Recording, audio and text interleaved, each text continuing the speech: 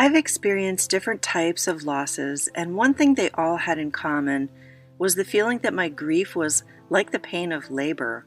It truly felt like something deep inside of me was clawing its way to get out of my body. Just as labor pains come in waves, intensifying and subsiding, grief often follows a similar pattern. It can feel like emotional contractions, with moments of intense pain that take your breath away, and then be followed by periods of relative calm where we are able to function, take a shower, have a little food, not cry for a few hours, and even laugh at a funny animal video. Both processes, giving birth and birthing grief, require us to grasp the highest level of endurance while also understanding that the pain is temporary. This is especially challenging because we genuinely believe the pain will last forever because the person or pet died, or the person ended the relationship with us and has moved on to another relationship. Or maybe this grieving process is internal. You've gotten a diagnosis or lost a limb. You know you won't get that limb back, and it may be questionable if your optimal health will return. And so we believe that we will always feel the intensity of the loss because the circumstances won't be going back to how they were. Hi, I'm Patty Blue Hayes, author, coach, and your guide to blossoming beyond heartbreak and cultivating hope as you sow the seeds of healing. For inspiration, please watch a very inspiring TED Talk by Amy Purdy. When I was going through my dark night of the soul, I must have watched this video hundreds of times. I kept telling myself that if she could get through what she lost, it was possible I could get through my loss. All loss leads to a new beginning. Of course, in the all-consuming pain we're in at the time of heartbreak, we don't see that perspective. But that is the cycle of life: birth, growth, decay, and death. Human beings are pretty fascinating in our innate ability to adapt. Even in the face of a terminal diagnosis, many people cycle through the stages of grief and come to acceptance. Labor results in the birth of a new life, symbolizing hope and renewal. Grief can also be seen as a process of birthing a new sense of self. The pain and healing are interconnected. Birthing our grief involves facing the pain, riding the emotional waves, and ultimately giving birth to a new sense of hope, a different perspective on life, and considering what's possible going forward. If you want to read about my personal story, I'll link to my book, Wine, Sex, and Suicide, My Near-Death Divorce, in the description below. Labor marks a significant transition from one stage of our life to another, as bringing a child into the world is a life-changing event.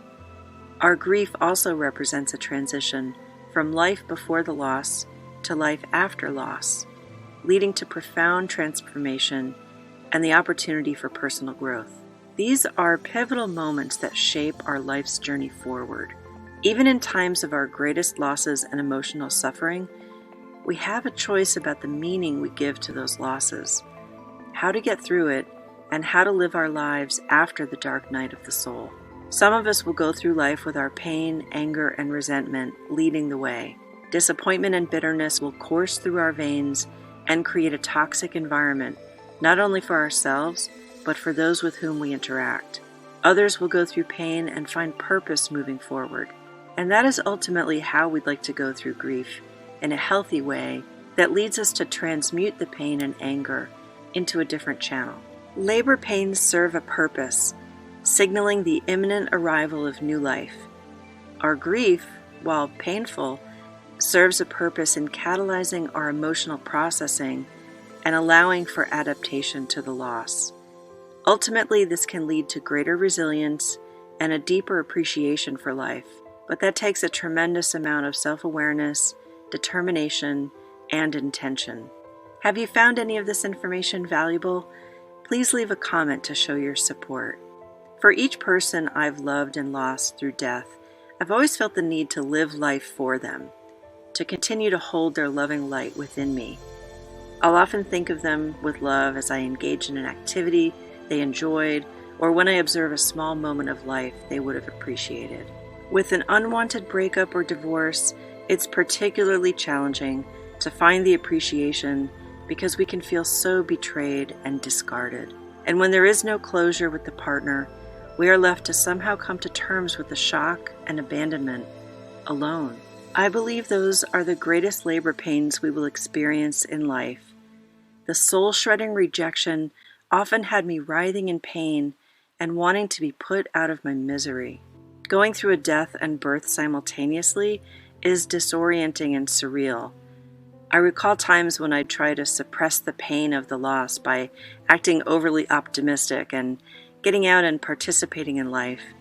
I wanted to flip a switch and be healed and whole, but I was actually birthing my grief prematurely, and that led to complications. My body and brain weren't functioning normally, not enough incubation time. I needed medicine. I chose alcohol. I couldn't breathe. Lungs weren't fully developed. I needed life support after my suicide attempt. What I needed during the time that I was birthing my grief was loving kindness and support. A woman giving birth relies on the support of midwives or doulas during her labor, and when we're grieving, we need the presence and support of others. Having someone to hold space, provide comfort, and offer practical assistance can make both processes more manageable and less isolating. If you are birthing your grief, please make sure you have support as you go through the painful process. In some cases, you may have your immediate family and friends, and in other losses, you may look toward outer circles of friends or support from a therapist, support group, spiritual community, or Lifeline call center. Please know that you are not alone. Give yourself the time you need for all these complexities of grief to process through your mind, body, and spirit. Remember, you're on a journey of healing and transformation.